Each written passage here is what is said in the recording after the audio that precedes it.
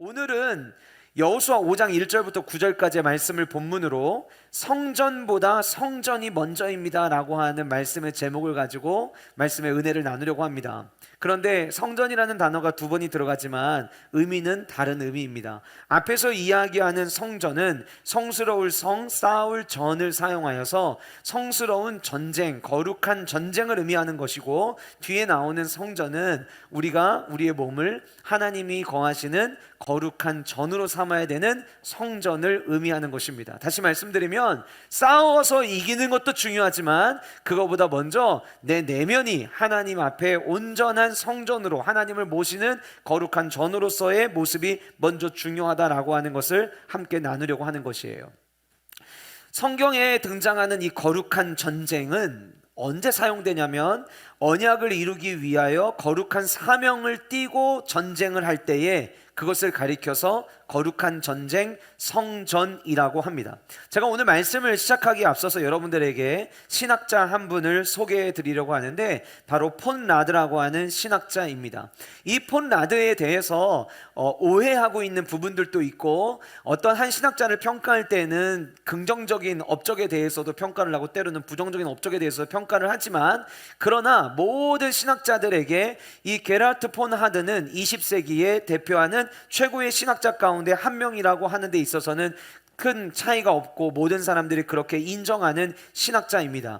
이 폰 라드는 신학적 뿌리를 마틴 루터에게서 두는데, 마틴 루터는 자기 개인의 구원론의 문제와 가지고 씨름하기 시작하면서 성경의 말씀들에 대한 신학의 체계를 펼쳤다면, 이 폰 라드라고 하는 사람은 역사적인 구원사의 문제와 씨름하면서 그 안에서 신학의 체계를 펼쳤던 사람입니다. 왜 그럴 수밖에 없었냐면, 이 폰 라드라고 하는 사람은 나치 시대에 인간이었던 히틀러가 마치 우상이 되어가고, 그 히틀러가 유대인 학살을 펼치고 있는 바로 그때에 유대인들의 성경이라고 여겨지는 이 구약의 말씀을 가지고 이 시대에 일어나고 있는 이 히틀러의 이 무차비한 이런 어떤 상황 속에서 이거를 어떻게 해석해야 될 것인가에 대한 문제를 가지고 신학을 펼치고 신학을 집대성한 사람이었어요. 그러다 보니까 신학과 신앙이 동떨어져 있는 게 아니라 그 신학이 실존적인 삶의 신앙 고백을 위해서 어떻게 필요한가에 대한 접근을 하였고, 역사적인 이 구원사의 신학을 집대성할 수 있는 그 안목을 가지고 신학의 연구를 했던 사람이었습니다. 그런데 이 폰 라드가 다른 신학자들이 주장하지 않았던 부분을 주장했던 게 하나가 있어요. 그게 뭐냐면 육경이라고 하는 단어예요. 육경. 우리는 여러분 어떤 단어가 더 익숙하죠? 오경이라는 단어가 익숙하고, 그 오경이라고 하면 성경 제일 처음부터 순서대로 5권의 책, 그래서 우리는 오경이라고 하죠. 그리고 그 오경을 모세가 지었기 때문에 우리는 모세 오경이라고 부릅니다. 그런데 이 폰 라드라고 하는 사람은 구약 전체를 우리가 구속사를 이해하기 위해서는 모세 오경과 더불어 6번째 책인 여호수아까지 포함하여서 성경을 봐야 나머지 모든 역사를 이해할 수 있다. 다시 말하면 모세 오경을 이야기하는 사람들은 성경 전체의 서론을 창세기, 출애굽기, 레위기, 민수기, 신명기까지로 보지만, 이 폰 라드라고 하는 신학자는 거기에 하나를 더해서 여호수아까지를 성경 전체의 서론으로 봐야 된다라고 주장하기 시작했던 거예요. 이유는 왜 그러냐? 구약 성경 안에는 굉장히 다양한 전쟁들이 등장을 하는데, 그 전쟁의 이야기를 이해하고 그 이야기를 풀 수 있는 스토리가 여호수아서에 너무나도 많이 나오기 때문이다 라고 하는 거예요. 그래서 제가 오늘 말씀의 제목으로 삼았던 이 성전이라고 하는 단어도 제일 먼저 사용하고 언급했던 신학자가 바로 이 폰 라드라고 하는 신학자였습니다. 자, 여호수아까지를 포함을 해가지고 성경 전체를 이해를 해야 된다라고 이 폰 라드가 주장을 했기 때문에, 그가 주장하고 있는 성전, 거룩한 전쟁에 대한 연구가 어떤 본문에서부터 시작되었는가는 우리에게 굉장히 중요한 단서가 되리라 생각이 되어져요. 어떤 본문을 가지고 이 성전의 개념을 펼쳐가기 시작했냐면, 우리가 앞으로 2주 뒤에 살펴볼 여호수아 6장에 등장하는 여리고 정복 전쟁을 가지고 성전의 개념을 펼치기 시작을 했어요. 이런 거죠. 대부분 기본적 전쟁이라고 하면 칼과 창으로 가지고 싸워서 이겨야 되는데, 우리가 이제 앞으로 살펴보겠지만 여리고성의 전쟁은 너무 터무니없는 방법으로 하나님은 싸울 것을 제안하셨어요. 그냥 하루에 한 바퀴씩 돌아라, 나팔 불어라. 어떻게 이걸로 싸워요? 그런데 결과는 그 여리고성이 무너졌다라고 하는 거죠. 그러니까 싸움을 우리가 싸우는 게 아니라 누가 싸우시는 거예요? 하나님이 대신해서 싸우시는 거예요. 그것이 거룩한 전쟁이다라고 하는 거예요. 우리가 이미 이제 오늘까지 우리 룻기의 말씀을 같이 공동체 성경 읽기를 통해서 읽었는데, 사사기 7장에 보면 기드온의 싸우는 이야기가 등장을 합니다. 기드온 하면 제일 머릿속에 떠오르는 것이 300명의 용사죠. 그 300명의 용사, 근데 맞서 싸워야 되는 사람들은 13만 5천 명이었어요. 처음부터 300명은 아니었습니다. 3만 2천 명이 처음에는 모였었죠. 그런데 하나님께서 기드온에게 이렇게 말씀하세요. 만약 너희들이 3만 2천 명을 데리고 나가서 싸워서 승리하게 되면 너희가 열심히, 너희들이 잘 지혜롭게 싸워서 이겼다라고 이야기하고 내가 승리를 줬다라고 너희들이 인정하지 않을 것 같아. 그러니 다 돌려보내라. 얼만큼 돌려보냈냐? 300명 남기고 다 돌려보내라고 하셨어요. 그런데 우리가 아는 대로 300명과 13만 5천 명이 싸웠는데 누가 이겼죠? 300명이 이겼어요. 사회적으로 우리가 시대적으로 보는 전쟁 스토리에서는 도무지 일어날 수 없는 승리입니다. 300명이 13만 5천 명과 싸우려면 한 사람이 450명을 무찔러야 되는 통계적 수치가 나오는데, 아무리 뛰어난 장수라 할지라도 혼자서 450명을 감당하는 것은 불가능한 일이잖아요. 그럼에도 불구하고 하나님께서 그 전쟁에 승리를 주셨던 이유는 사람이 싸운 전쟁이 아니라 하나님이 대신 싸우신 전쟁이었기 때문이다라고 하는 거예요. 이처럼 성경에는 거룩한 전쟁, 하나님께서 승리를 주시고 하나님께서 약속하시는 전쟁들이 등장을 하는데, 그 전쟁, 여호수아 전체에서 가장 중요하게 여겨지는, 여호수아에 나오는 수많은 전투 가운데 우리 머릿속에 딱 각인되어 있는 여리고성 전투를 앞두고 하나님께서 오늘 이 여호수아 5장에서 무엇을 요구하시고 무엇을 말씀하시느냐, 이거는 굉장히 중요한 거예요. 요단강을 건너는 기적을 맛봤어요. 이제 그들은 승승장구할 때가 왔습니다. 그런데 그들에게 주님께서 요구하신 것은 다른 것이 아니라 오늘 우리가 함께 나눌 내용의 가장 중요한 핵심 포인트인 할례를 행하라고 주님은 말씀하셨어요. 왜 할례를 행하라고 말씀하셨을까요? 하나님은 그 싸움에 나가는 것보다 먼저 그들이 하나님의 백성으로 세워지기를 주님은 원하셨기 때문이라고 하는 것입니다. 그래서 오늘 저와 여러분들은 성전보다 성전이 먼저입니다. 거룩한 싸움에 참여하는 것보다 내가 하나님 앞에서 거룩한 성전 되는 것이 먼저입니다 라고 하는 말씀의 내용을 살펴보려고 하는 것입니다. 오늘 본문은 여호수아 5장 1절부터 9절까지의 본문인데 제가 말씀을 봉독하도록 하겠습니다. 요단 서쪽의 아모리 사람의 모든 왕들과 해변의 가나안 사람의 모든 왕들이 여호와께서 요단물을 이스라엘 자손들 앞에서 말리시고 우리를 건너게 하셨음을 듣고 마음이 녹았고 이스라엘 자손들 때문에 정신을 잃었더라. 그때에 여호와께서 여호수아에게 이르시되 너는 부싯돌로 칼을 만들어 이스라엘 자손들에게 다시 할례를 행하라 하시매, 여호수아가 부싯돌로 칼을 만들어 할례산에서 이스라엘 자손들에게 할례를 행하니라. 여호수아가 할례를 시행한 까닭은 이것이니 애굽에서 나온 모든 백성 중 남자 곧 모든 군사는 애굽에서 나온 후 광야길에서 죽었는데 그 나온 백성은 다 할례를 받았으나 다만 애굽에서 나온 후 광야길에서 난 자는 할례를 받지 못하였음이라. 이스라엘 자손들이 여호와의 음성을 청종하지 아니하므로 여호와께서 그들에게 대하여 맹세하사 그들의 조상들에게 맹세하여 우리에게 주리라고 하신 땅 곧 젖과 꿀이 흐르는 땅을 그들이 보지 못하게 하리라 하시매, 애굽에서 나온 족속 곧 군사들이 다 멸절하기까지 40년 동안을 광야에서 헤매었더니 그들의 대를 잇게 하신 이 자손에게 여호수아가 할례를 행하였으니 길에서는 그들에게 할례를 행하지 못하였으므로 할례 없는 자가 되었음이었더라. 또 그 모든 백성에게 할례 낫기를 마침에 백성이 진중 각 처소에 머물며 낫기를 기다릴 때에 여호와께서 여호수아에게 이르시되 내가 오늘 애굽의 수치를 너희에게서 떠나가게 하였다 하셨으므로 그곳 이름을 오늘까지 길갈이라 하느니라. 아멘. 아멘. 오늘 우리 여호수아 5장 1절부터 제가 말씀을 읽었는데 5장 1절을 보기에 앞서서 4장 24절을 잠깐 한번 다시 봅시다. 이는 땅의 모든 백성에게 여호와의 손이 강하신 것을 알게 하며 너희가 너희 하나님 여호와를 항상 경외하게 하려 하심이라. 자, 그러면 4장 24절에서는 두 가지를 얘기한 거예요. 다시 말씀드릴게요. 하나는 여호와의 손이 강하다는 것을 모든 사람이 알게 될 거다. 하나는 너희들은 그 하나님을 경외해야 된다. 이 두 가지를 말씀하신 거예요. 그 4장 24절에서 이 말씀을 하시고 나서 앞에서 이야기하신 그 이야기가 바로 마치 응답되듯이 보여지는 본문이 5장 1절입니다.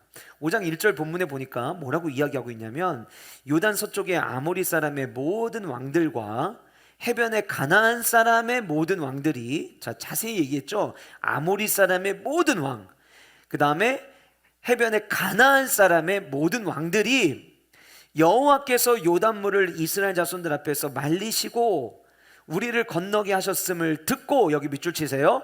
마음이 녹았고 이스라엘 자손들 때문에 정신을 잃었더라. 여러분, 이 표현 어딘가 낯설지 않게 느껴지지 않으세요? 익숙하게 한 번쯤 들었던 건데 이렇게 표현 생각되시는 분들이 계시리라 생각이 되어집니다. 우리가 이미 살펴봤던 여호수아 2장에 정탐꾼을 기생 라합의 집에 보냈는데 기생 라합이 이야기를 하죠. 너희들이 애굽에서 나올 때 하나님께서 홍해를 마르게 하신 일과 그리고 시온과 옥에게 행한 일을 듣고 이렇게 표현했어요. 마음이 녹았고 정신을 잃었다. 이게 여호수아 2장에 한번 등장했던 표현입니다. 자, 그런데 그때는요, 홍해를 마르게 한 것을 눈으로 보지는 않았어요. 사람들이 소문을 막 내가지고 이야기를 들은 거죠. 시온과 바산왕 이 옥에게 행한 일도 직접 눈으로 목격한 게 아니라 귀로 들었어요. 근데 귀로만 들어도 너무 대단한 일이 일어난 거예요. 그래서 그 일을 듣고 이 일을 주관하시는 하나님의 백성들이 다가오고 있다는 이야기를 듣고 이미 그들의 마음이 녹았고 정신을 잃었다라는 표현을 기생 라합이 했습니다. 그리고 시간이 지났어요. 그 사이에 어떤 일이 있었냐면 요단강을 도무지 건널 수 없는 계절의 때에, 그 상황에 이스라엘 백성들이 제사장이 언약궤를 어깨에 메고 발을 내디듬과 동시에 저 멀리 물벽이 쌓이기를 시작하고 이스라엘 백성들이 그 요단강을, 물이 넘치던 요단강을 마른 땅처럼 사막처럼 건너는 것을 물론 바로 앞에서는 보지는 못했지만 멀리서 다른 지역보다 높은 지대에 있었던 여리고 성 안에 있는 사람들은 그 모든 것을 내려다보고 있었어요. 귀로 들었을 때에도 그들이 마음의 혼란함을 가지고 왔는데 이 모든 것을 이제는 눈으로 목격을 한 거예요. 그러니 여러분, 그들이 얼마나 집단 멘붕에 빠졌겠습니까?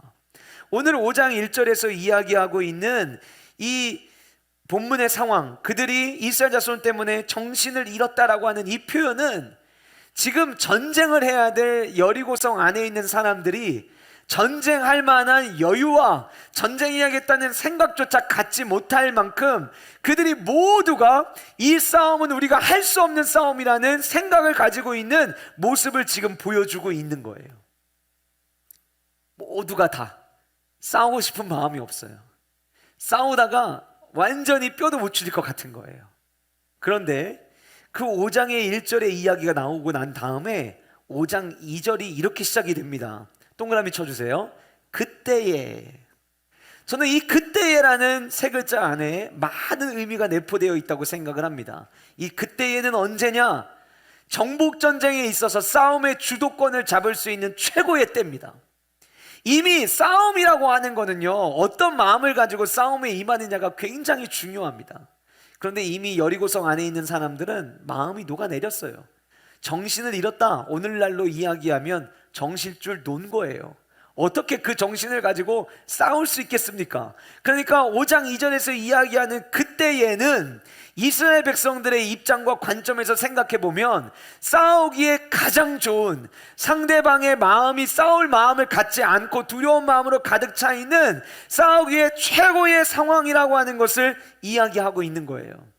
여호수아가 엉뚱하게 말도 안 되는 이야기만 꺼내지 않는다면 모든 이스라엘 백성들이 르우벤과 갓과 므낫세 반지파를 앞세워서 한 번쯤은 해볼 수 있을 만한 싸움의 분위기가 완성이 된 거예요. 또 여기서 이야기하는 그때에는 이미 우리가 지난주에 살펴봤던 것처럼 여호수아의 리더십이 가장 강력해진 때였습니다. 전쟁에서 이기기 위해서는 그 전쟁을 진두지휘하는 장수가 어떤 생각을 가지고 어떻게 나아가고 있고 그 장수의 생각에 얼마나 많은 사람들이 같은 마음으로 따라가느냐가 전쟁의 승패를 좌우합니다. 그런데 이때 당시 여호수아의 리더십은 그 모세 때 이스라엘 백성들이 모세를 두려워했던 것처럼 여호수아를 두려워할 만큼 모세의 리더십은 가장 강력하게 세워졌던 때였습니다. 다시 말씀드리면 여리고 성이 그때 당시에 공격하기 힘든 성인 것은 맞지만 그래도 한 번쯤은 해볼 만한 싸움의 분위기가 마련된 때를 이야기를 하는 거예요. 그런데 바로 그때에 여호와께서 여호수아에게 말씀하십니다. 엉뚱한 얘기만 안 하시면 돼요. 합리적인 얘기를 하면 누구든 동참할 수 있는 분위기예요. 뭐라고 말씀하셨습니까? 부싯돌로 칼을 만들어서 이스라엘 자손들에게 다시 할례를 행하라 라고 이야기하십니다. 전쟁하기 가장 좋은 그때에 부싯돌로 칼을 만들어서 할례를 행하라. 부싯돌은 성경에서 2번 등장을 합니다. 오늘 본문에서 한 번 등장하고 출애굽기 4장 25절에서 등장을 하는데 모세의 아내가 아들들에게 할례를 행하는 스토리 속에서 등장을 합니다. 그러니까 성경 속에서 등장하는 부싯돌 칼은 할례와 모두 다 연결이 되어 있는 거죠. 이제 올해 2022년 12월 마지막 주일이 되면 저와 여러분들이 여호수아의 마지막 모습을 우리가 말씀을 통해 살펴보게 될 겁니다. 이 땅에 온 모든 사람들은 마지막 죽음을 맞이하게 되겠죠. 여호수아의 죽음을 우리가 마지막에 살펴보게 될 텐데 여호수아 24장 30절 말씀에 보시면 이때 당시에 이 여호수아의 죽음을 어떻게 기록하고 있는가 우리가 함께 여호수아 24장 30절 앞에 화면 보시면서 같이 우리 함께 읽어보도록 하겠습니다. 같이 읽겠습니다. 시작. 굽의 경내 딥나세라에 장사하였으니 딥나세라는 에브라임 산지 가앗산 북쪽이었더라. 자, 여호수아 우리가 가지고 있는 개역개정 성경에는 여호수아 24장 30절에 그의 죽음에 대해서 이렇게 기록을 하고 있는데요. 히브리어로 되어 있는 성경을 헬라어로 바꿀 때에 70인역이라고 하는 성경이 있습니다. 근데 그 70인역에는 우리가 가지고 있는 개역개정에 없는 부연적으로 설명에 붙어있는 내용이 있어요. 우리 그 내용을 같이 한번 읽어보도록 하겠습니다. 같이 읽겠습니다. 시작. 그들은 그를 묻은 무덤에 그가 그들을 애굽에서 이끌어냈을 때 여호와가 그들에게 명한 대로 그가 길갈에서 이스라엘 자손에게 할례를 행했던 돌칼을 그와 함께 무덤에 넣었고 그것들은 오늘까지에 거기에 있다. 여러분, 한 사람의 죽음을 맞이하면서 무덤 안에 같이 무엇인가를 넣는다라고 하는 것은 그 사람의 일생에 있어서 굉장히 중요한 것을 느꼈죠. 여호수아 전체에서 만약에 전쟁에 임했던 그리고 그 전쟁 앞에서 진두지휘했던 여호수아의 관점으로 보면 어쩌면 여리고성을 무너뜨렸다는 거 말도 안 되는 승리를 맛본 거잖아요. 그러면 그때 당시 무너졌던 여리고성의 문짝의 일부를 보관한다든지 아니면 그 이후에 여호수아서에 등장하는 이 수많은 전쟁에서 여호수아가 늘 차고 다녔던 칼을 무덤에 같이 넣는다든지 뭔가 그래야 되는데 이 70인역본의 성경을 보니까 거기에는 뭐라고 기록하고 있냐면 마지막 여호수아의 죽음의 무덤 안에 같이 넣은 것이 있는데 그게 이 부싯돌 칼이고 그 부싯돌 칼이 뭐냐? 이스라엘 백성들이 여리고성과의 싸움을 앞두고 그들에게 할례를 베풀었던 바로 그 칼이라고 정확하게 명시하고 있다고 하는 거예요. 그렇다면 이것이 우리에게 무엇을 의미할까요? 여호수아서 전체 가운데 우리는 여리고성 성벽을 무너뜨린 그 전쟁을 가장 중요하게 여기지만 성경을 쓰게 하신 하나님의 관점에서 이 여호수아 전체 가운데 가장 중요한 것은 성전 거룩한 전쟁 싸움에서 승리를 맞이한 그것이 중요한 것이 아니라 그 전쟁을 하기 전에 이스라엘 백성들이 하나님 앞에 할례를 행하면서 그들의 몸을 거룩한 하나님의 성전으로 만들었던 그 시간에 사용했던 그 부싯돌 칼이 더 중요하다라고 하는 것을 보여주고 있는 거예요.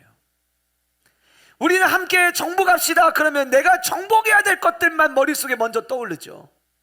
내가 2022년 내가 정복해야 될 것, 내가 승리를 차지해야 될 것, 내가 취직해야 될 직장, 내가 얻어야 될 어떤 이력서에 들어가야 될 만한 내 시험에서 합격해야 될 만한 수많은 합격증들, 우리는 이런 것들을 정복해야 된다고 생각을 해요. 그런데 하나님이 가장 중요하게 여기시는 것은 저와 여러분들이 무엇을 정복하기에 앞서서 정복할 만한 준비가 되어 있느냐를 하나님은 더 중요하게 여기신다라고 하는 겁니다. 그래서 오늘 우리는 이 말씀을 통해서 성전보다, 거룩한 전쟁보다 하나님의 전으로서 우리가 세워지기 위하여 우리는 무엇을 점검해야 될 것인가? 우리는 세 가지를 살펴보려고 합니다. 그 첫 번째가 나도 다시 할례 받아야 하는 백성은 아닌가 질문해 보아야 합니다. 우리는 다음 주에 이제 고난주간을 맞이하게 될 텐데, 고난주간을 맞이하기 앞서서 이번 한 주간 동안 오늘 주일날 주시는 이 세 가지의 질문을 저는 여러분들이 가슴에 잘 품으시기를 간절히 소원합니다. 필요하다면 포스트잇에 쓰셔갖고 집에다가 붙여놓으시기도 하시고, 필요하다면 여러분들이 근무하시는 책상 위에다가 이 질문을 써놓으시고 이번 한 주간 동안 이 질문을 깊게 묵상할 수 있었으면 좋겠어요. 여러분, 할례가 무엇입니까? 성경에서 제일 먼저 할례가 등장하는 것은 창세기 17장입니다. 창세기 17장 1절을 우리 한번 잠깐 찾아보실까요? 창세기 17장 1절 성경에 이렇게 기록되어 있습니다. 아브라함 되기 전이죠. 아브라함이 99세 때에 여호와께서 아브라함에게 나타나서 그에게 이르시되 나는 전능한 하나님이라 너는 내 앞에서 행하여 완전하라 라고 말씀하셨어요. 우리가 잘 아는 대로 창세기 12장에서 하나님은 아브라함을 부르십니다. 너는 너의 친척 아버지, 본토 친척 아버지 집을 떠나서 내가 너에게 지시할 땅으로 가라. 그때 하나님께서 부르셨을 때에 아브라함의 나이가 75세였습니다. 그리고 세 장이 지나서 창세기 15장에 가면 하나님께서는 아브라함에게 약속하십니다. 나는 너의 방패요 너의 지극히 큰 상급이다 라고 약속을 하셨어요. 그런데 아브라함이 자기의 모습을 돌아보니 주님의 말씀대로 순종해서 떠났는데, 주님이 내 삶의 방패가 되신 것까지는 인정을 하겠는데 주님이 내 삶의 큰 상급이 되실 것이다 라고 하는 그 말씀에는 동의가 안 되는 거예요. 이유가 왜 그러냐? 자녀가 없었어요. 그래서 아브라함이 생각을 해냅니다. 하나님, 도대체 하나님이 나에게 뭐를 주시려고 할까? 하나님, 저에게는 다메섹 사람 엘리에셀밖에 없습니다. 이 얘기는 뭐냐면 아브라함은 상속자로 누구를 생각했냐면 엘리에셀을 생각을 한 거예요. 그런데 하나님께서 말씀하시죠. 아니야, 나는 엘리에셀을 너의 상속자로 삼으려고 하는 게 아니라 네 몸에서 나는 자를 통해서 나는 너의 상속자가 되게 할 거야. 그러니까 아브라함이 일반적인 사람의 생각을 가지고 계산을 해보니까 자기 아내를 통해서 아이를 낳는 건 이제 불가능하단 말이에요. 그래서 아내의 여종인 하갈을 통해서 아이를 낳습니다. 그게 이름이 이스마엘이죠. 자, 본토 친척 아버지 집을 떠날 때 나이가 75세, 이스마엘을 낳았을 때가 86세, 11년 동안 일어난 일이었어요. 11년 중에 중간중간 하나님이 나타나셔서 말씀하셨어요. 약속도 하셨고, 아니야, 네 몸에서 태어난 자가 너의 상속자 될 거야 라고 얘기를 하셨는데, 이스마엘이 태어나고 나서 하나님이 침묵하시기 시작합니다. 언제까지 침묵하셨냐면 99세가 될 때까지 침묵을 하셨어요. 아브라함의 마음이 불편했을 거예요. 조급했겠죠. 그 99세가 되던 해에 하나님이 어느 날 갑자기 나타나셔서 하신 말씀이 창세기 17장 1절이에요. 근데 하나님이 이렇게 말씀하셨죠. 나는 전능한 하나님이라 너는 내 앞에서 행하여 완전하라. 무슨 얘기입니까? 너가 나를 잘 모르는 것 같아. 나는 모든 불가능한 것을 가능케 하는 능력의 하나님이야.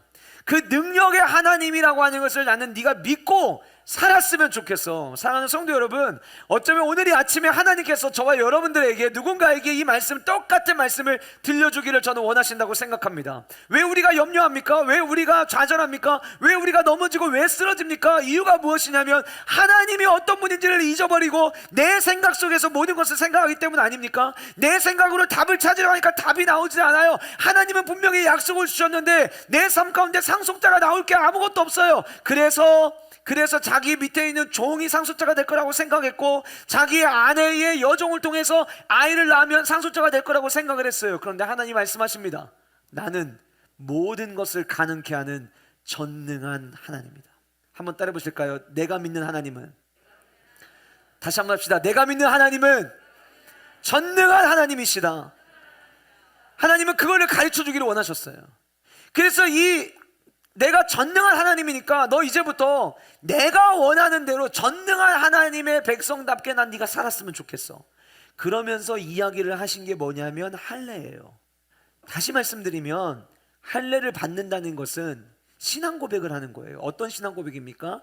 내가 믿는 하나님은 위대하십니다. 내가 믿는 하나님은 전능하십니다. 그 전능하신 하나님 앞에서 내가 앞으로 온전하게 살아가겠습니다. 이거를 표현하는 것이, 그것이 바로 할례라고 하는 거예요.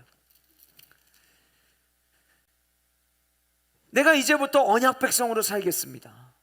이제부터 내 삶에 있는 이 흔적, 이 표지대로 내가 말씀 안에 살아가겠습니다. 그래서 그거를 몸에다가 영원히 지워지지 않도록 흔적으로 삼는 거예요. 문제는 무엇이냐? 이스라엘 백성들이 이스라엘 역사 속에서 이 할례를 외적인 표지로만 가지고 있었기 때문에 그게 문제가 됐다라고 하는 거예요. 이스라엘 백성들이 늘 이렇게 생각을 하죠. 우리 육체에 할례 받은 증거가 있어. 이 할례는 하나님의 백성들만 받을 수 있는 거야. 우리 하나님의 언약 백성이야. 우리 어떤 상황 속에서도 하나님이 우리를 구원해 주실 거야 라고 그들은 생각했던 거예요. 이스라엘 백성들이 할례를 생각할 때 이 할례를 언제 주셨는지, 이 할례를 아브라함에게 주실 때 어떤 상황에서 주셨는지를 늘 생각하면서 그때 하나님은 어떻게 살아가기를 원하시는지, 이 할례를 약속하시고 난 이후에 말도 안 되게 이삭을 낳게 하심으로 말미암아 생명의 역사를 써가게 하시고, 그 주님께서 약속하신 것처럼 아브라함의 후손들을 하늘의 별과 같이 많게 하신 그 하나님을 생각하면서 내 삶 가운데 불가능한 일을 만날 때마다 내 삶을, 나는 한계가 있지만 내가 믿는 하나님은 불가능이 없으신 하나님이야를 날마다 믿으며 살아가야 되는데, 그러지는 않으면서 할례 받았다, 요거 하나만 가지고 살았다라고 하는 거예요. 신명기 10장 16절 말씀 화면을 통해서 같이 함께 읽어보도록 하겠습니다. 같이 읽겠습니다. 시작. 그러므로 너희는 마음에 할례를 행하고 다시는 목을 곧게 하지 말라. 이스라엘 백성들의 모습을 보니까 모세가 볼 때에 이들이 육체의 할례는 가지고 있는데 이 할례의 정신은 잊어버린 거예요. 그리고 육체적 할례 받은 것만 가지고 자기들은 구원받을 자격이 있고 하나님은 늘 우리 편이 되어주신다고 착각하고 살고 있는 거예요. 그래서 이야기합니다. 그러므로 너희는 마음의 할례를 행해라. 어디에 할례를 행하라고요? 마음의 할례를 행하라. 마음의 할례를 행하면 다시는 목이 곧다지지 않을 거다. 교만해지지 않을 거다. 우리 하나님이 전능하시고 그분 아래에서 나는 아무것도 아닌 존재임을 늘 기억하면 우리 목이 곧아질 이유가 없어요. 그래서 마음의 할례를 받으라고 이야기를 합니다. 신명기 30장 6절부터 8절까지 이어서 계속해서 화면 보면서 우리 읽어보도록 하겠습니다. 시작. 내 하나님 여호와께서 너로 마음을 다하며 뜻을 다하여 내 하나님 여호와를 사랑하게 하사 너로 생명을 얻게 하실 것이며, 내 하나님 여호와께서 내 적군과 너를 미워하고 핍박하던 자에게 이 모든 저주를 내리게 하시리니, 너는 돌아와 다시 여호와의 말씀을 청종하고 내가 오늘 내게 명령하는 그 모든 명령을 행할 것이라. 자, 이제 본문을 좀 보여줄 텐데 6절 잠깐 보여주세요. 앞에서 이미 마음의 할례에 대해서 이야기를 했어요. 여호와께서 우리가 받아야 될 할례는 뭐냐? 육체적 표징 할례 중요하지만 그보다 더 중요한 게 뭐냐? 마음의 할례가 필요하다는 거예요. 자, 그러면 우리가 점검해야죠. 나도 다시 할례를 받아야 되는 건 아닌가 우리가 질문하자고 했잖아요. 그러면 기준이 있어야 될 거 아니에요. 내가 할례를 받아야 될 사람인지 아닌지를 점검을 해야 되잖아요. 첫 번째 점검은 이거예요. 여러분들은 지금 마음을 다하고 뜻을 다해서 하나님을 사랑하고 교회를 사랑하는 마음이 내 안에 있는가를 점검하시면 돼요. 여기 성경에는 교회는 안 나오는데 왜 교회는 왜 나와요? 하나님은 삼위일체 하나님이 구약의 하나님, 성부 하나님, 성자 예수님, 그리고 신약시대 성령 하나님으로 이어지면서 우리에게 주신 것이 무엇이냐면 하나님을 사랑할 수 있도록 눈에 보이는 교회를 우리에게 주셨어요. 그래서 진짜 내 마음의 할례를 받은 자는 내 힘을 다해서 내 뜻을 다해서 하나님을 사랑하게 돼 있어요. 내가 하나님을 온전히 사랑하잖아요. 그러면 교회와 함께 하게 돼 있어요. 본문 8절을 보실 텐데 8절은 이렇게 나와 있었죠.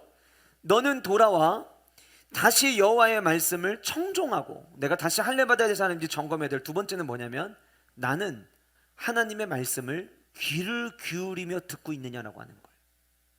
예배의 자리에 나와 설교를 듣는 게 아니에요. 이 말씀을 들을 때에 내게 생명의 말씀이 필요합니다. 오늘도 주님이 주시는 은혜가 내게는 필요합니다. 내가 그 은혜를 가지고 살아가기를 원합니다라는 마음을 가지고 내게 주시는 하나님의 말씀으로 나는 청종하고 있느냐, 아니면 한번 들어봐야지. 오늘은 무슨 얘기 하시려나? 나한테 유익이 되는 말씀이면 내가 받아야지. 그렇게 듣고 있느냐라고 하는 거예요. 이 마음의 할례를 받으면은 주님의 말씀에 청종하게 된다라고 이야기를 했는데, 이거를 뒷받침해주는 성경 구절 한 군데를 더 보겠습니다. 예레미야 6장 10절 말씀인데 같이 우리 함께 읽어보도록 하겠습니다. 시작.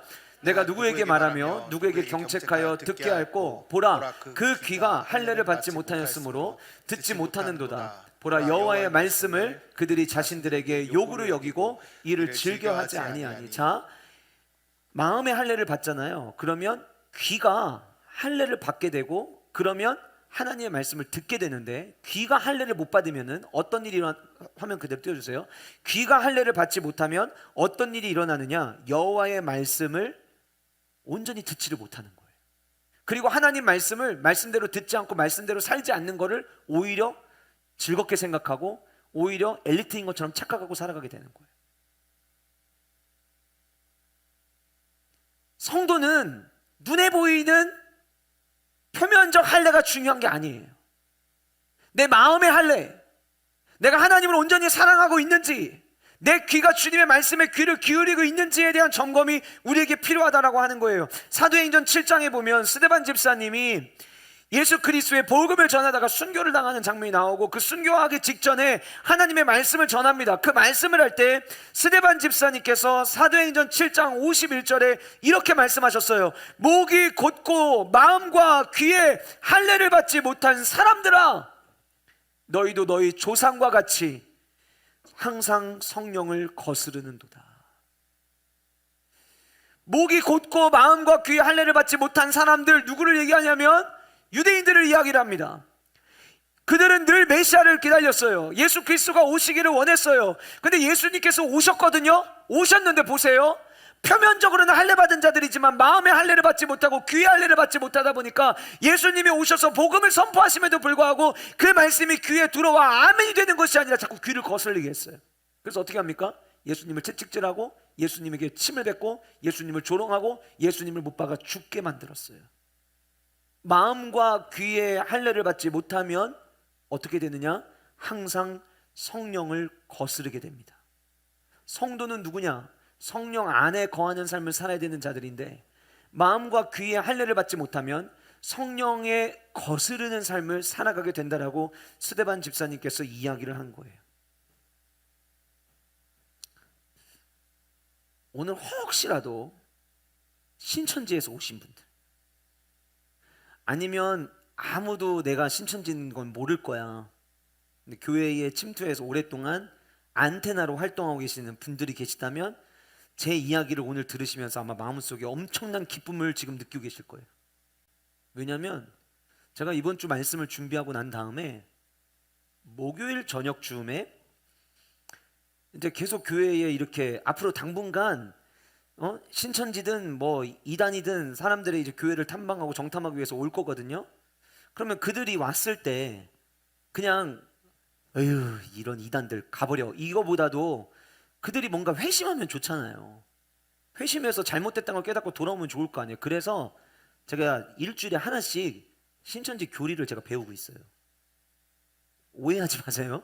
제가 신천지를 배운다는 게 신천지 교리를 제가 연구한다는 게 아니라 왜 이들이 이 연구에 빠지고 이 교리에 빠지는가를 그들이 자꾸 막 비교 분석하거든요. 오늘날 한국교회와 우리의 교리를 비교하면서 자기네들 교리가 옳다라고 이야기를 하는데, 근데 그게 옳은 게 아니잖아요. 그게 가짜잖아요. 그래서 신천지의 교리가 뭐가 어떻게 잘못됐는지를 좀 제가 많이 알아놓으면 신천지들이 주장하는 본문을 혹시라도 교회에서 다루게 될 때에 이야기해 줄 수 있고, 그러면 그들이 그 설교를 듣다가 혼란에 빠질 거 아니에요.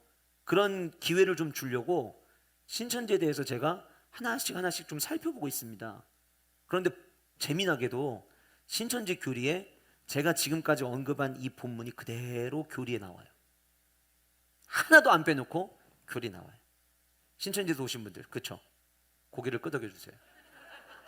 제가 다 봤다니까요. 전부 다 나와요. 자, 그런데 그러면서 이렇게 얘기합니다. 왜 한국교회 목회자들과 성도들이 자기들을 못 잡아가지고 그렇게 안달이 났냐? 마음과 귀에 우리가 할례를 못 받은 거예요.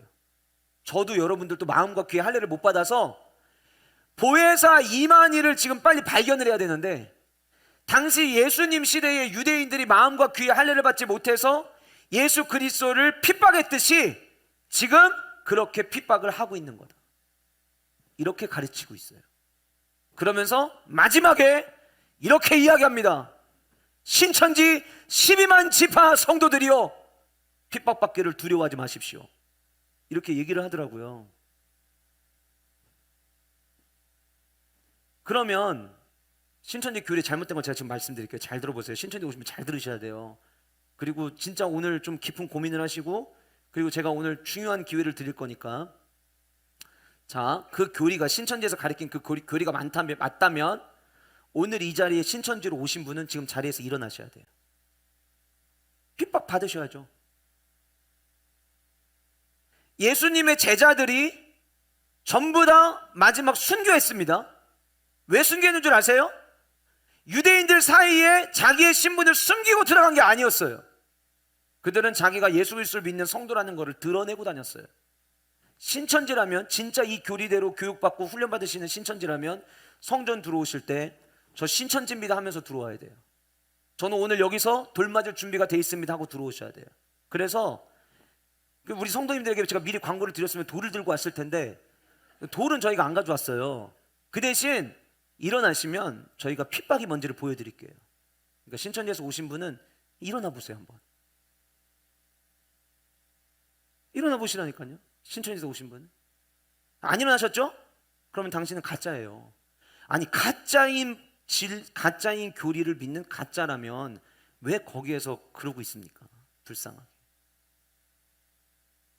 자기들이 가리키는 교리대로라고 한다면 신천지를 숨기면 안 되죠. 교회 올 때 드러내야죠. 예수님을 따르던 제자들이 나 그리스도인입니다라고 얘기하면서 그것 때문에 핍박받은 것처럼 핍박받으셔야죠. 우리 교회는 그런 분들을 핍박할 준비가 돼 있어요.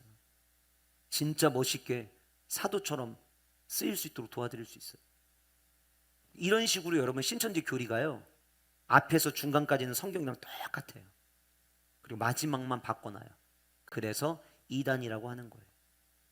의외로 재밌죠. 제가 종종 설교하면서 계속 이렇게 말씀드릴 거예요. 첫째 주만 넘기자. 그래, 저 앞에서 설교하는 사람이 나를 불편하게 했지만 참자. 버텨야 돼, 이것도. 근데 이것도 한두 번이지 계속 하다 보면은 여기서 저 신천지입니다, 그냥 괴롭혀 주세요 하시는 날이 올 거예요. 교회를 침투하려고 하는 모든 신천지 분들은 가리키는 교리대로만 살면 돼요. 핍박 받으십시오. 교회 올 때 숨기고 들어오지 마십시오. 정정당당하게 신천지인 걸 밝히십시오. 할례에 대한 이야기가 계속해서 이렇게 성경 안에서 등장을 했어요. 자, 그러면 신약 시대는 어떻게 되죠? 구약에 할례가 있다면 신약에 뭐가 있죠? 세례가 있습니다. 우리 왜 세례 받는 거예요? 우리 교회 이 시간 함께 예배하는 여러분들 대부분이 세례 받으신 세례교인이십니다. 왜 우리 세례 받았죠? 우리가 약속한 게 뭐예요? 똑같아요. 예수 그리스도께서 나를 위해 죽으셨음을 인정하고 내가 그분의 말씀대로 내가 살아가겠습니다. 그래서 여러분, 어느 교회에서 세례를 받으셨든지 세례 받으실 때 누구 앞에서 서약하셨냐면 살아 역사하시는 하나님 앞에서 우리는 모두가 약속을 했어요. 그리고 그 약속할 때 세례 교인됨을 선포 받으실 때 그 직전에 교회와 함께 동행하는 성도의 삶에 대해서 그렇게 살겠다고 여러분들은 모두가 세례 교인이시라면 결단하셨습니다. 그런데 때로는 교회와 함께하는 것이 불편하게 느껴질 때가 있죠. 점검해 봐야 됩니다. 지금 내 마음과 귀에 나는 여전히 할례 받은 자로 살아가고 있는지 우리는 점검해 봐야 돼요. 그럼 우리가 질문하게 됩니다. 왜 이스라엘 백성들은 할례 받지 못했느냐라고 하는 거예요. 왜? 거기에 대해서 오늘 본문 4절과 5절 6절에 이야기합니다. 너희가 여호수아가 할례를 시행한 까닭은 이것이니 애굽에서 나온 모든 백성 중 남자 곧 모든 군사는 애굽에서 나오는 광야길에서 죽었는데, 자, 모든 사람이 광야길에서 죽었대요. 그 나온 백성은 다 할례를 받았으나, 그러니까 애굽에서 나왔던 사람들은 전부 다 할례를 받았어요. 그런데 애굽에서 나온 후 광야길에서 태어난 사람들은 할례를 받지 못했어요. 6절에 계속해서 이렇게 이야기합니다. 이스라엘 자손들이 여호와의 음성을 청종하지 아니하므로 여호와께서 그들에 대하여 맹세하사 그들의 조상들에게 맹세하여 우리에게 주리라고 하신 땅 곧 젖과 꿀이 흐르는 땅을, 여기 밑줄 한번 쳐보실래요? 여러분, 우리가 맨날 가나안 땅 어떤 땅인가요? 젖과 꿀은 땅입니다 맨날 얘기하잖아요. 근데 그 젖과 꿀은 땅이라는 표현이 여호수아 전체에서 딱 한 번 여기만 쓰여요. 그 딱 한 번 여기에 언제 쓰이느냐? 할례 이야기가 나오고 쓰인다는 거예요. 무슨 얘기입니까? 젖과 꿀이 흐르는 땅은 누가 들어갈 수 있느냐? 누가 정복할 수 있느냐? 할례 받은 자가 들어갈 수 있고 정복할 수 있다라고 하는 거예요. 그런데 곧 젖과 꿀이 그 땅을 그들이 보지 못하게 하리라 하심에 애굽에서 나온 족속 곧 군사들이 다 멸절하기까지 40년 동안을 광야에서 헤매었다라고 이야기해요. 자, 그러면 지금 여기서 이야기하는 게 이거예요. 애굽에서 나왔는데 그들 중에 20세 이상 가나안 땅 들어가지 못한 사람 다 죽었다고 이야기하고 있거든요. 그럼 왜 이들이 죽었느냐를 보면 이들이 할례를 받지 못한 이유가 나와요. 왜 이들이 그 땅에 못 들어갔냐? 그 이야기가 어디 나오냐면 민수기 14장에 나와요. 민수기 14장에 가면 이스라엘 백성들이 모세에 대해서 반역하고 불평합니다. 그래서 하나님께서 말씀하시죠. 이들의 불평과 반역은 너를 위한 게 아니라 나를 향해서 하는 거다. 내가 이들 가나안 땅 못 들어가게 해야겠다. 젖과 꿀이는 그 좋은 땅 내가 못 들어가게 하겠다. 왜요? 불평하고 원망했기 때문이에요. 하나님의 그 전능하신 하나님을 잊어버리고 그 하나님 앞에서 온전히 감사해야 될 성도의 모습을 다 잃어버리고 오히려 불평하고 원망했어요. 그러는 동안 그들이 그 젖과 꿀이는 땅에 들어가지 못했던 거예요. 사랑하는 성도 여러분, 마음과 귀의 할례를 받으면 하나님을 더 사랑하게 되고 주님의 음성에 귀를 기울이게 되고요. 그러면 우리의 삶에는 감사의 반응이 나타나야 돼요. 그런데 내 안에 감사보다는 불평과 원망이 더 많다면 젖과 꿀이 흐르는 축복의 땅을 향해 교회가 가지만 그 땅 밟지 못하고 끝날 수 있습니다. 성경의 스토리입니다. 그래서 우리는 점검해 봐야 되는 거예요. 여리고성을 정복해야 되는 이 위대한 전투를 앞에 두고 하나님께서 그들에게 이 전쟁은 너희들의 힘으로 싸우는 게 아니라 내가 싸워야 되는 전쟁이야. 우리 지난주 금요일 저녁에 정말 뜻하지 않는 은혜를 하나님께서 우리에게 주셔갖고 정말 뜨겁게 기도하고 너무 행복했어요. 저는 개인적으로. 때로는요, 담임 목사로서 너무 큰 은혜를 주시면 안 보인 분들 때문에 속상할 때가 있는데 그날은 그럴 만한 마음도 갖지 못할 만큼 너무 흥분되게 은혜를 주셨어요. 오신 분들은 아실 거예요. 그런데 여러분, 우리가 뭐라고 대전의 성시화를 꿈꾸고 한국교회의 새로운 부흥의 바람이 대전에서부터 우리 교회에서부터 그리고 기도하는 우리들로부터 시작되기를 꿈꾸면서 진짜 믿음으로 우리가 하나님 앞에 간절하게 기도하고 함께 고백하는 시간을 가졌었거든요. 그런데 그러기 위해서 기도자로 헌신하는 사람들 뿐만이 아니라 2022년 함께 정복합시다를 주제를 가지고 같이 나아가는 저와 여러분들이 지금 우리가 해야 되는 것은 마음과 귀에 할례를 받는 거예요. 자, 세례의 시대를 살아가는 이 시간, 저와 여러분들이 다시 할례 받자라고 하는 게 이미 세례 받으신 분들 이번 올 겨울에 다시 세례 받으십시오를 이야기하는 게 아니에요. 나는 지금 마음과 귀에 할례 받은 자로 살아가고 있는지에 대한 점검을 해봐야 되는 거예요.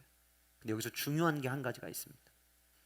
이스라엘 백성들이 생각하면서 젖과 꿀이 흐르는 땅을 들어가기 위해서 할례 다시 받아야겠다, 우리 할례 좀 행해주세요 라고 해서 받은 할례가 아니었어요. 할례는 다시 행하라는 하나님의 초청이 있을 때에만 받을 수가 있어요. 무슨 얘기냐면 하나님께서 우리에게 축복으로 주시는 게 할례지 내가 선택하는 게 아니라는 거예요. 그래서 제가 오늘 말씀을 준비하면서 하나님께 그렇게 기도했어요. 하나님, 우리 세종왕의 모든 성도들에게 다시 할례를 받을 수 있는 기회를 주시옵소서. 하나님, 우리 모두가 축복의 땅을 향해 나아가야 됩니다. 2022년 정복을 향해 나아가야 됩니다. 주님, 우리에게 이 축복을 더하여 주시옵소서. 이 은혜가 저와 여러분들에게 풍성하게 있기를 주님의 이름으로 축복합니다. 두 번째로 우리가 점검해야 될 게 있습니다. 나는 잘 나갈 때에 할례 받을 준비가 되어 있는가라고 하는 거예요. 내 인생에 가장 화려할 때에, 내 인생에 이 조금만 노력만 하면 성공을 보장받을 수 있는 바로 그때에, 조금만 더 공부하면 합격할 수 있는 바로 그때에,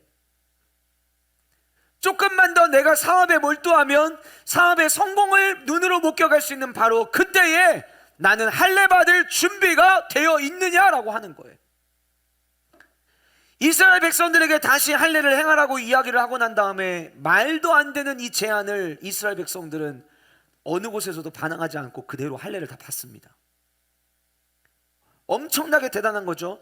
구약학자였던 카일이 이야기하기를 뭐라고 이야기하냐면 이때 당시에 전체 인구의 70%에서 80%가 할례를 받았을 것이다라고 이야기를 하거든요. 숫자로 이야기하면 약 80만 명 정도라고 이야기를 해요. 그럼 여러분 200만 명 중에 전쟁에서 싸워야 되는 80만이 할례를 행한다면 이거는 싸우자는 거예요, 죽자는 거예요. 여러분, 이스라엘 백성들은 지난날의 과거의 선조들의 역사를 통해서 이스라엘 백성들이 언제 어떤 방법으로 승리했었는지에 대한 기억을 가지고 있는 민족입니다. 그런데 이스라엘 백성들에게 할례와 전쟁이 연결되는 기억이 하나가 있어요. 그게 어디냐면 창세기 34장이에요. 형과의 갈등에 대해서 야복강에서 천사와 씨름하고 형과의 갈등이 매듭짓고 났는데 그 가정 가운데 딸이었던 디나가 강간을 당하게 됩니다. 그 이야기가 34장에 등장을 하죠. 히위 족속 중 하몰의 아들인 그 땅의 추장 세겜으로부터 디나가 성추행을 당하게 돼요. 그런데 그 아들이 이 추장 세겜이 아버지를 찾아와서 하몰에게 이야기를 합니다. 이러이러하게 됐으니 그냥 이 여인을 내가 책임지겠습니다. 그래가지고 하몰과 세겜이 야곱과 그의 아들들을 찾아가죠. 미안하게 됐습니다. 그 대신 우리가 서운하지 않게 우리가 많은 걸 좀 해드리겠습니다. 그래서 제안을 막 이것저것을 합니다. 그 이야기를 듣고 야곱과 그의 아들들이 분노하죠. 당신들이 아무리 그렇게 제안을 해도 디나를 당신들의 가문에 줄 수는 없다. 이유가 무엇 때문이었느냐? 우리는 할례 받은 민족인데 너희들은 할례 받지 않은 민족이다. 할례 받지 않은 민족에게 우리의 아이를 줄 수가 없다. 그래서 하몰과 세겜이 그러면 우리 민족이 다 할례를 받겠다고 해요. 그래? 그러면 인정해 줄게. 그래서 할례를 받죠. 그리고 그 할례 받아서 고통하고 있는 그때에 야곱의 아들들이 그 가문을 쳐들어가서 모든 남자를 다 죽입니다. 무엇을 얘기하는 거냐면 할례의 그 아픔의 시간에 어느 누구도 싸울 수 없다라고 하는 것을 이미 야곱의 아들들은 알고 있었던 거예요. 그리고 그 할례 때문에 이 세겜의 가문을 하몰의 이 가문을 완전히 말살시키는 일에 성공을 했던 그 기억을 가지고 있어요. 그런데 지금 자기들이 할례를 받아야 돼요. 어디에서요? 여리고성 사람들이 성벽 위에서 우리를 내려다보고 쟤네들 뭐 하나 보자라고 하고 있는 거기서 70만 명이 집단 할례를 받는다면 제아무리 5장 1절에 마음이 녹아내리고 정신을 잃었던 사람들도 다시 정신 차리지 않겠어요? 야, 이거는 해볼만 할 것 같은데 저것들 왜 저러고 있냐? 왜 저것들 저기서 지금 죽자고 저러고 있니? 그리고서 막 소문이 막 퍼지지 않았겠어요? 쟤네들 지금 할례 행하는데 쟤네 한 2, 3일 동안은 죽을 건데 고통스러울 건데 지금 우리가 전쟁하면 이길 수 있을 건데 라는 생각이 그들 안에 없었겠냐고요. 그러면 그 여리고성 안에 있는 사람들이 그런 생각을 한다면 이스라엘 백성들은 그런 생각을 못했을까요? 했겠죠. 그런데 그들은 그 생각보다 한 단계 더 나은 생각을 했어요. 그게 뭐냐?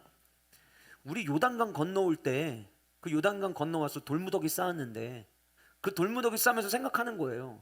이거 우리 힘으로 걷는 거 아니었지. 이거 하나님이 마른 땅 건너게 하셔서 건너게 하신 거지. 요단강을 건너야 축복의 땅을 들어갈 수 있어서 문 열어주신 거잖아. 그러면 야, 우리가 여리고성 앞에서 할례를 행한다 한들 하나님이 우리에게 승리 안 주시겠냐?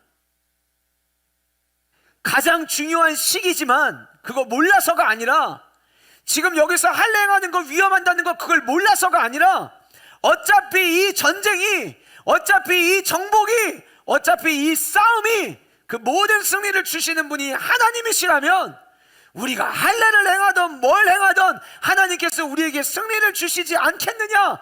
결국 여러분 제일 잘 나갈 때 할례 받을 준비가 되어 있습니까? 라고 하는 이 질문은 여러분은 전능하신 하나님에 대한 신뢰가 있느냐라고 하는 질문인 거예요.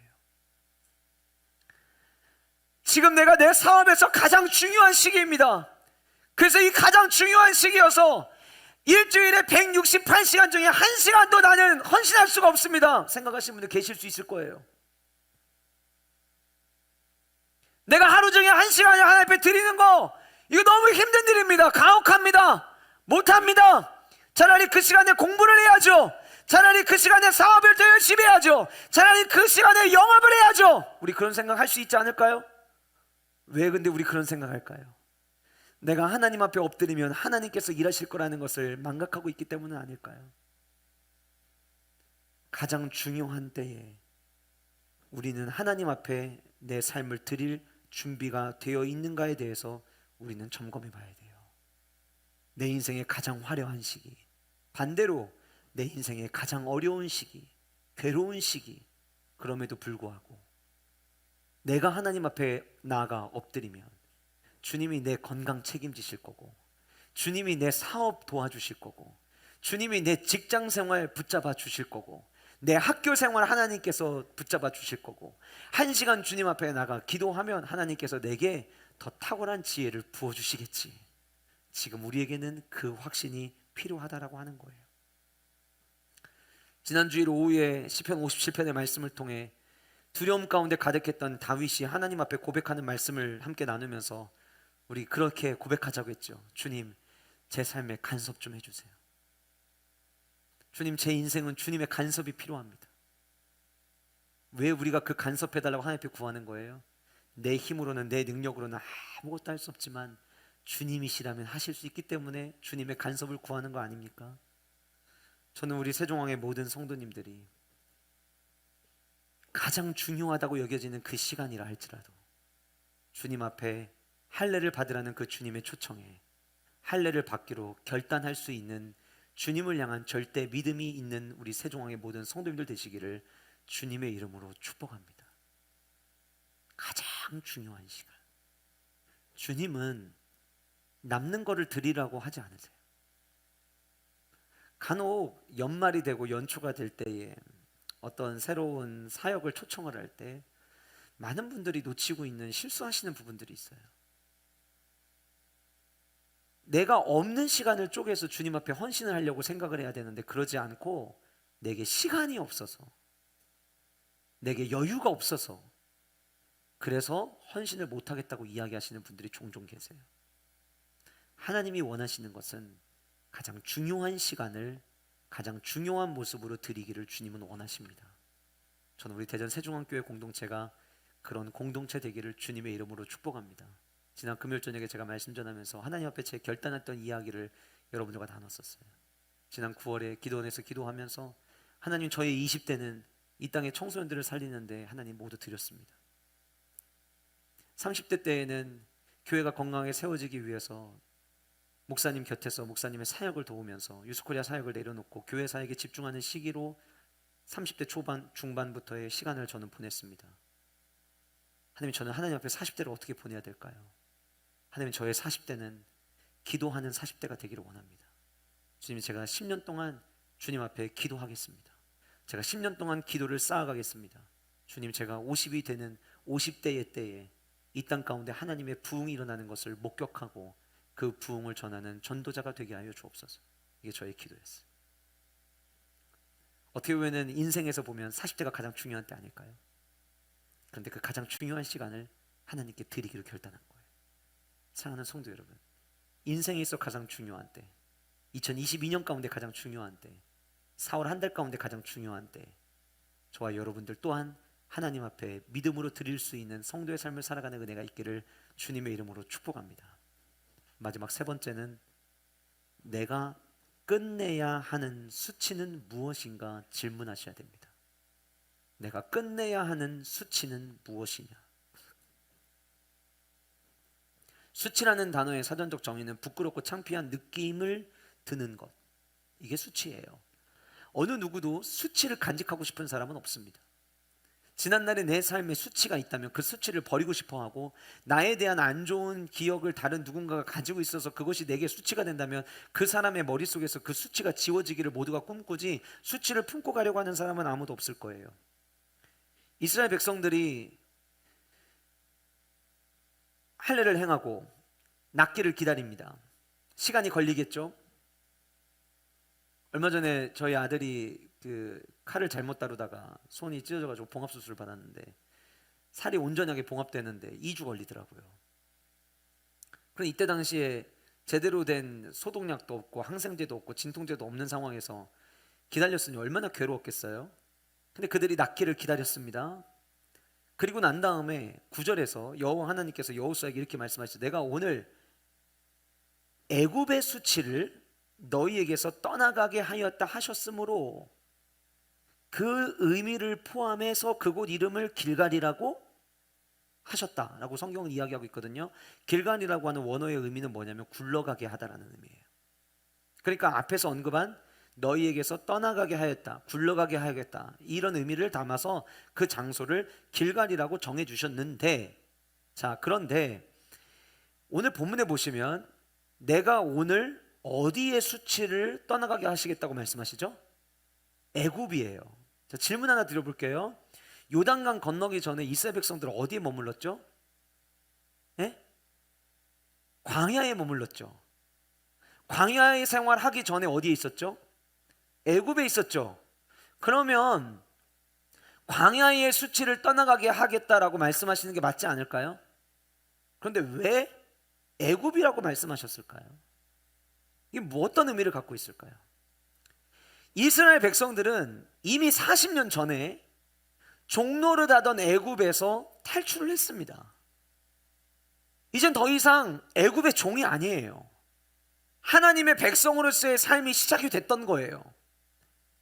그런데 하나님의 관점에서 본 이스라엘 백성은 광야 생활을 40년을 했음에도 불구하고 요단강을 이제 건넜음에도 불구하고 여전히 그들의 삶 가운데 애굽의 잔재가 남아 있었던 거예요. 애굽에서 종노릇하던 모습이 그들 안에 있었던 거예요.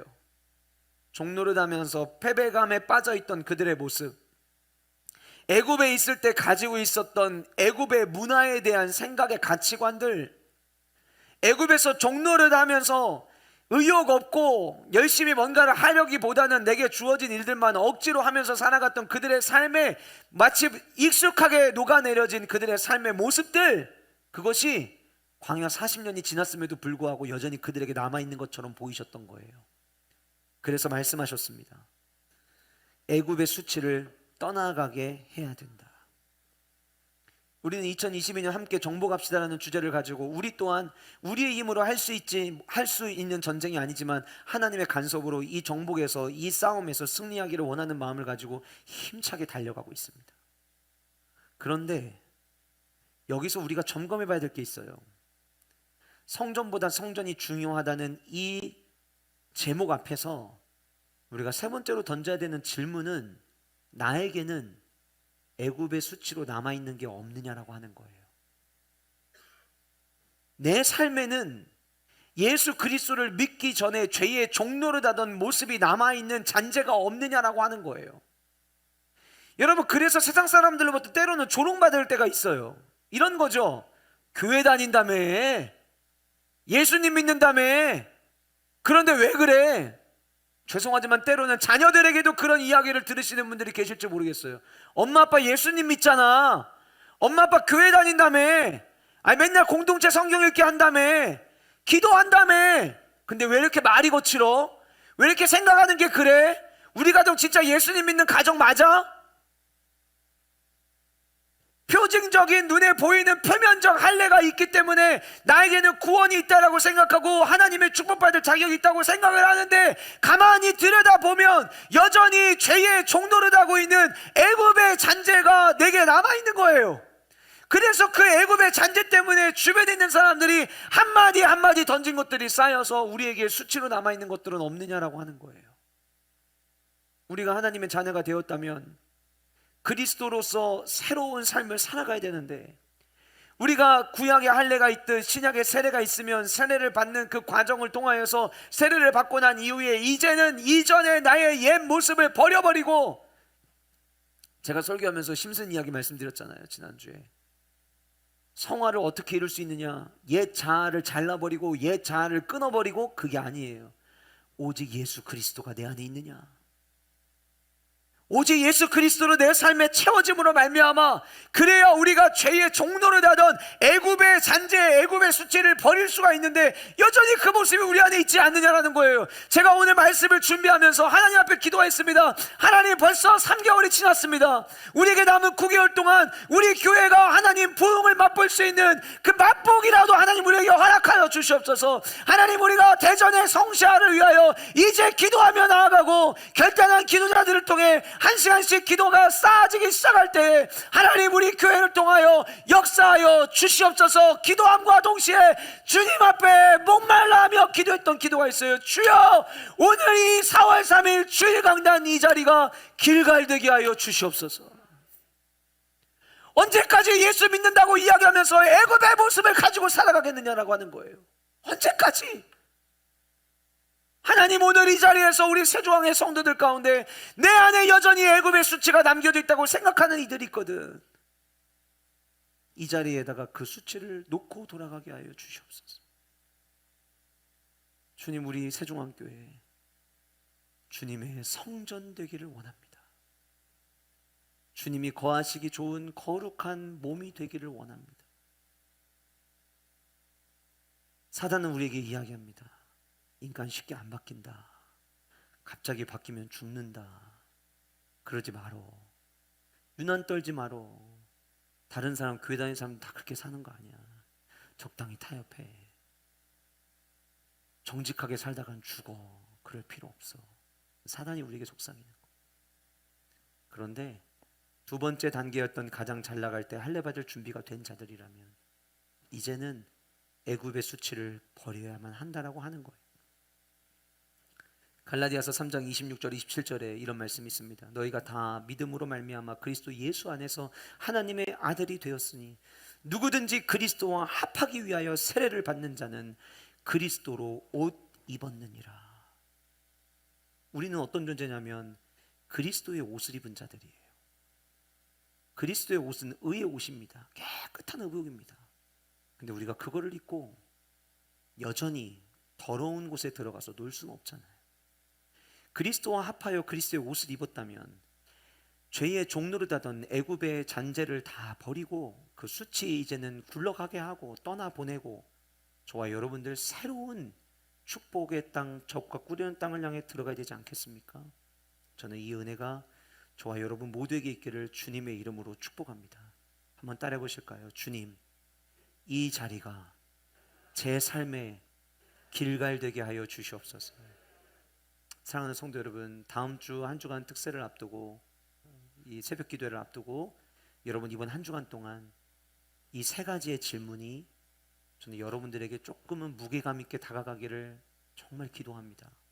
왜냐하면 교회는 교회다워야 되고 성도는 성도다워야 돼요. 그래야 주님의 복을 누릴 수가 있어요. 저는 우리 세종학교의 모든 성도님들이 위로부터 하나님이 주시는 축복을 다 누리셨으면 좋겠어요. 다른 사람의 이야기가 아니라 여러분들의 각자 개개인의 삶의 이야기가 됐으면 좋겠어요. 그런데 예수님을 믿는다고 이야기하면서 이전에 주님 알기 전에 있었던 내 삶의 문화와 언어와 패턴 때문에 그 주님이 주시는 축복에 도달하지 못하는 경우가 너무 많아요. 그래서 하나님께서 대전 세종왕교회의 담임 목회자로 세운 제가 여러분들을 위해서 간곡히 요청드리는 거예요. 오늘 이 말씀 세 가지의 질문을 부디 가슴에 무겁게 받아주시기를 바랍니다. 그리고 이번 한 주간 동안 우리 모두가 진지하게 고민해 봤으면 좋겠습니다. 목사라는 직분이 아니에요. 우리 모두는 다 성도예요.